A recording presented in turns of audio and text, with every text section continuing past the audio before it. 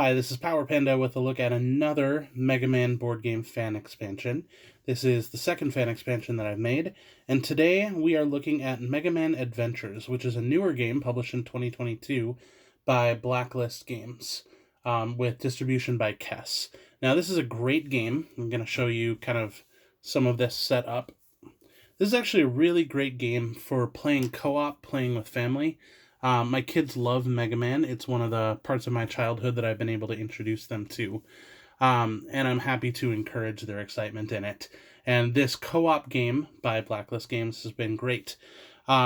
If you look online about this game, all of the discussion is tied up around Blacklist Games distribution and not getting things to pre-orders before it went into stores. And it's unfortunate because that has kind of dominated the entire discussion about this game of people looking for their copy instead of focusing on what a fun game it is.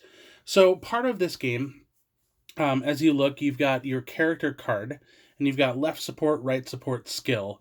And so the way that you play is you get a deck of cards and you are going to choose 4 cards each turn. And that is going to give you a red dice, a yellow dice, a token, or a blue die. And there are other symbols that mean things too, which I'm not going to get into explaining the whole game. But the basic part of it is that you play 1 to your right support and 1 to your left support. The bottom of the card will give you a one-time use skill that you can use during the round. And then 1 card is in reserve that you can use on someone else's turn to help them.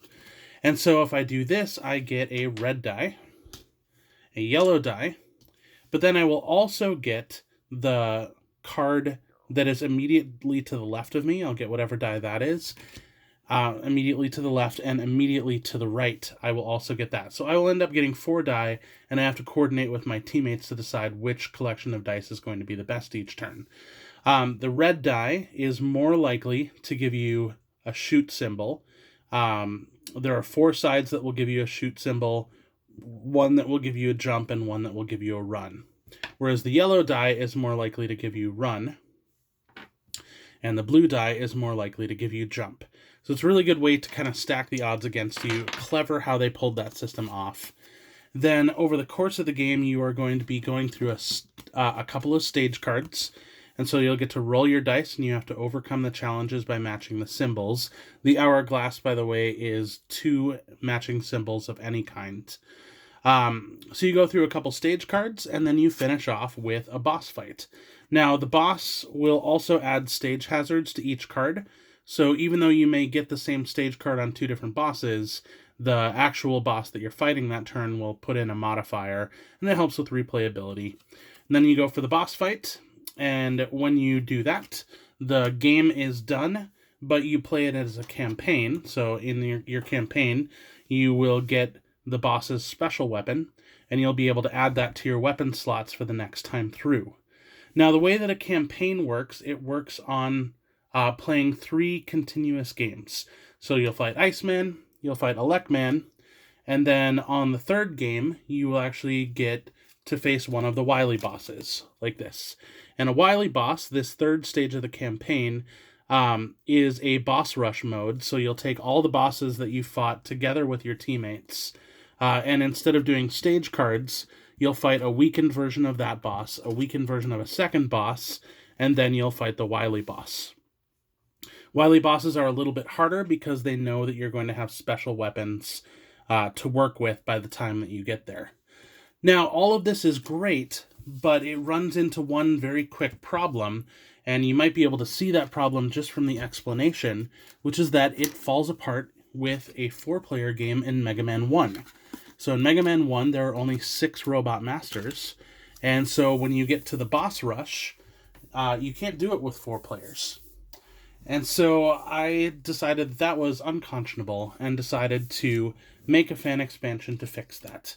And so for the Mega Man 1 bosses, you've got all the ones that you know, and then I have made Time Man and Oil Man from the Mega Man Powered Up series in order to be the 7th and 8th Robot Masters so that you can do a full boss rush. And Time Man and Oil Man, the art on the front of the cards is from the Archie Comics Time Keeps Slipping art. At the back of the trade paperback, there were line art that was done to kind of give official poses to Time Man and Oil Man. It was all black and white, so I scanned those in, colored them on the computer, and then was able to start adding them to the cards. The back of the cards for their stage hazards, what I did is I opened up Mega Maker, a fan game that's kind of like Mario Maker, and I made up specific spots from the PSP game. I took a screenshot and converted that into 8-bit tiles, then took a screenshot to create these stage hazards. Of course, with Time Man and Oil Man, you get Oil Slider and Time Slow. And you'll note that these have the symbols of the leaf and the boomerang up on them. There are 8 different weapon types that some of the weapon types and the symbols that they match up with get a little bit creative, but what it allows you to do is it allows you to take weapons from one game and be able to use them as a boss weakness in the second.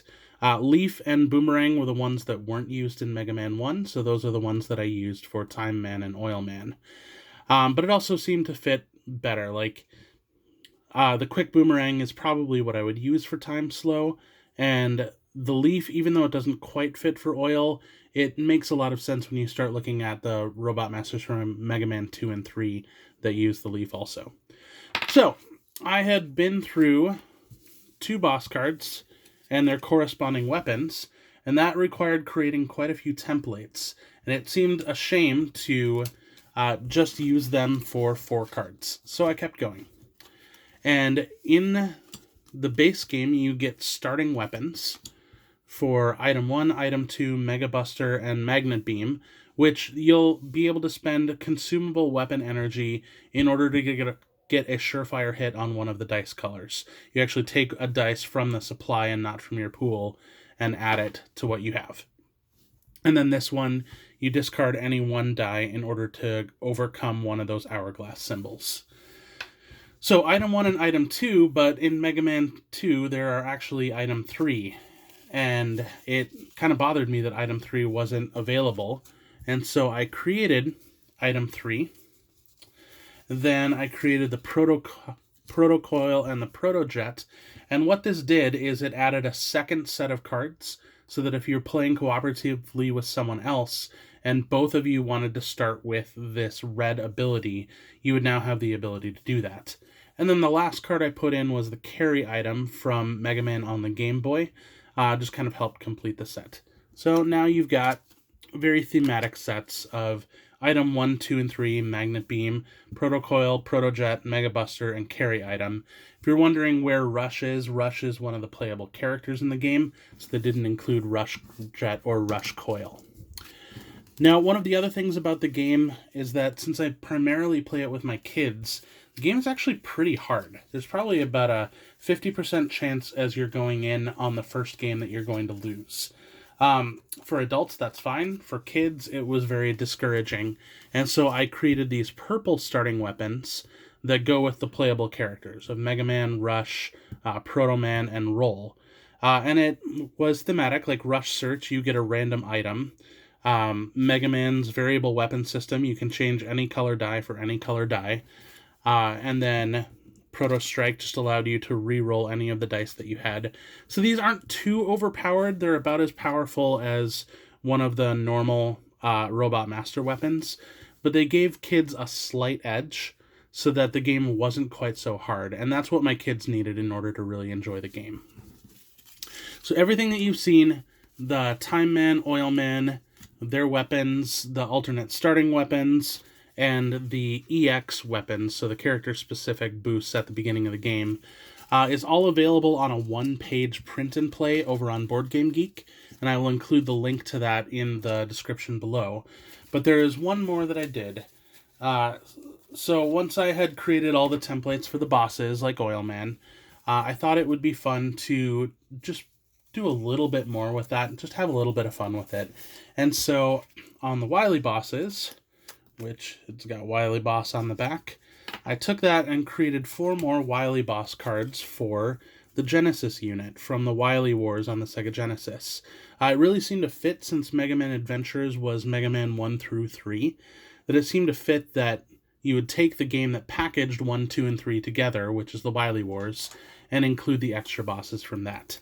So I created the Genesis unit of Buster Rod G, Mega Water S, Hyperstorm H, and then again, since it's a 4-player game and mathematically you need to have 4, I put in Fire Snakey as the final Wily Boss that you could do. So all of these are balanced with what you see in the rest of the game, but thematically what it allows you to do is it allows you to take random robot masters and do a campaign with them while still feeling thematic to the games. That's all I have for you today. I've got one more video on my Mega Man fan expansions, which is just kind of the display binder that I use to store all of my cards. But for now, have a great day.